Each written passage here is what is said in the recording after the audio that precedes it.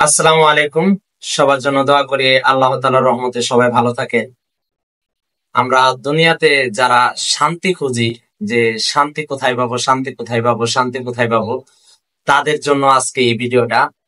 আমি কিছু কথা আপনাদেরকে মনে করে দিতে চাই এবং কি কিছু কথা বলবো। যদি আমার কথা অনুযায়ী শান্তি খুঁজতে থাকেন, ইনশাআল্লাহ আল্লাহ তাআলার রহমতে অবশ্যই শান্তি খুঁজে পাবেন। যেরকম আমার কাছে মনে হয় দুনিয়াতে সবচেয়ে শান্তির জায়গা হলো আল্লাহর ঘর মসজিদ। যদি 5 ওয়াক্ত নামাজ পড়তে পারেন মসজিদে যে জামাতের সহিত, ইনশাআল্লাহ আল্লাহ তাআলা শান্তি দিয়ে আপনার মনটাকে ভরে দিবে। আর মনের শান্তি আমি যা মনে করি দুনিয়ার সকল শান্তিকে হার মানিয়ে দিবে। আর মন ঠিক থাকলে আপনার সবকিছুই ভালো লাগবে। আরেকটা কথা,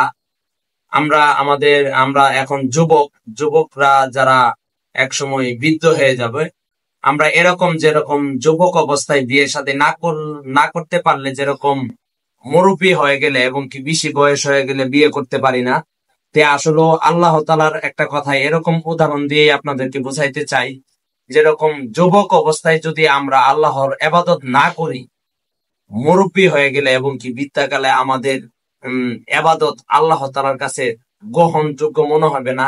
কেননা এই সময়টা আল্লাহ তাআলার কাছে আমরা চাইমু এবং কি আল্লাহর রাস্তায় সময়গুলা ব্যয় করবো, এটা অনেক দামি একটা সময়। তাই আমি সবাইকে বলবো যে এই উদাহরণটা দেওয়ার কারণে আমরা এখন যুবক আছি, এখন আল্লাহ তাআলার কাছে বেশি বেশি ইবাদত করব। আল্লাহ তাআলার কাছে সব সময় বেশি বেশি চাবো এবং কি শান্তির জন্য মসজিদে চলে যাব। আর সবার কাছে এতটুকু দোয়াই আমি করতে পারি, যে বলতে পারি যে যে 5 ওয়াক্ত নামাজ পড়ে আল্লাহ তাআলা তার ভিতরে কোনো অভাব রাখবে না, কোনো অশান্তি রাখবে না।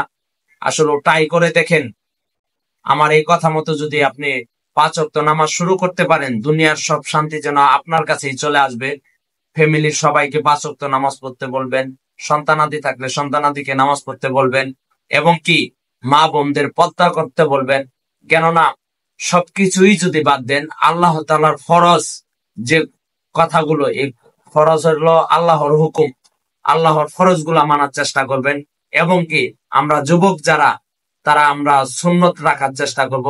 এবং কি নবীর সুন্নত একটা দামি জিনিস, যারা বলতেছেন এখন না পরে রাখবো, শ্বশুর হইলে দাড়ি রাখবো এবং কি মেয়ে বিয়ে দেওয়ার পরে দাড়ি রাখবো, মেয়ে বিয়ে দেওয়ার পরে দাড়ি রাখবে, এগুলা আসলে কথা অনেক দূরের কথা। অতদিন পর্যন্ত বাঁচবেন কিনা সেটা ঠিক নাই।